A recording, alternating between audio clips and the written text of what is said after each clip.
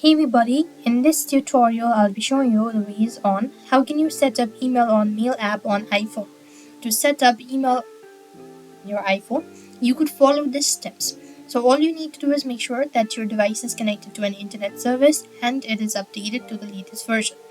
Now then, open up the mail application on your iPhone. You could either access from your settings or from the home center itself. And here, what you need to do is when you open it up, you could find this sort of options, right? So here, you want to go to Google. As you go to Google, the next field, you'll be asked to enter in the credential. So here, as per the name, type in the name, the email address, the password of your account, and click on or add in the description. As you've done it so, you will then need to go ahead and make sure to toggle a button for all of these. And then you want to click on the save button. Once you do it so, you've successfully set up email on mail app on your iPhone. But that is how it's done. I hope the video was helpful. Make sure to like, share and subscribe to our channel. Thank you for watching. See you in the next video.